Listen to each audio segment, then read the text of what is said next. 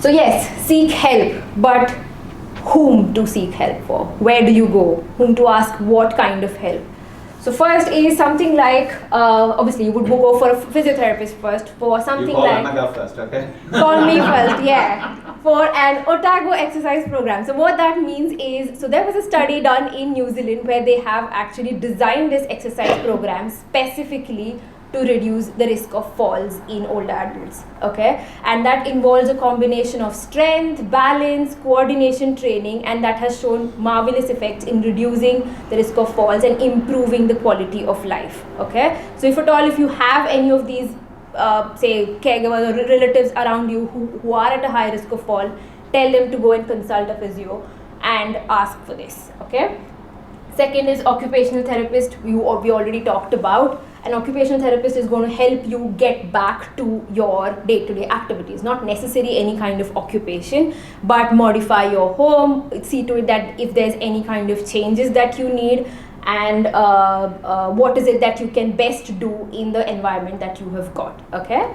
The next one is a social care worker who can help you with all of these bits and bobs that we talked about putting up these handrails. If at all the occupational therapist thinks that, okay, this person needs a handrail installed in the bathroom, then the social care worker would come in and do that for you. So obviously to see someone like this, you will have to go to your GP first, and that's the catch there. But I hope you get to see the GP and you also ask for a medication modification to reduce any kind of polypharmacy.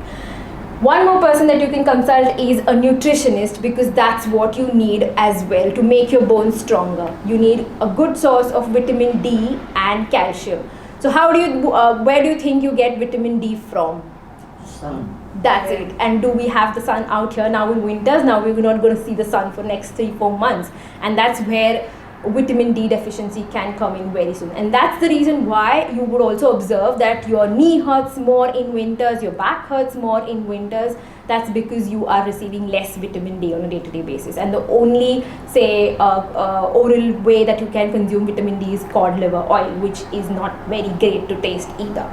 So you get supplements for vitamin D and calcium in the pharmacy. You can go to the pharmacy and ask for that. If not, it's better to have your blood test done first through your GP. Check what's your level with your vitamin D, and accordingly start taking some sorts of multivitamins, because that is what you need as well. Next one is a podiatrist. Why do you need a podiatrist? What do you think? Because if there's something wrong with your feet, it's better to have your feet as good condition as possible. Yes. That's it. Because as we age again, it has an impact on your nerves eventually. So someone who's got diabetes, they obviously have more impact on their nerves, and that leads to a loss of sensation down in your legs that actually gives the signals to your brain. So if you don't know how your legs are oriented, if you don't know what's happening down there, you tend to put your leg awkwardly, and that leads to a fall. So it's always better to get checked with your sensations with a podiatrist. And if there's any kind of other pressure ulcers or any kind of issues going on in your feet, the podiatrist would be able to help you. And last but very important, psychologist. Obviously, all of that can put you back mentally, and mental health is one of the important factors, not one of the important, the most important factor that comes even before physical health. So if at all, if you are facing any kind of mental health issues, you definitely need to see a psychologist. There are lots of mental health organizations as well who do it for free. So get in touch with them and see if you can at least speak your mind out, and if that is going to help you as well. Okay, so if you get motivated to do things with the help of a psychologist, you can help your physical health getting better as well. Okay.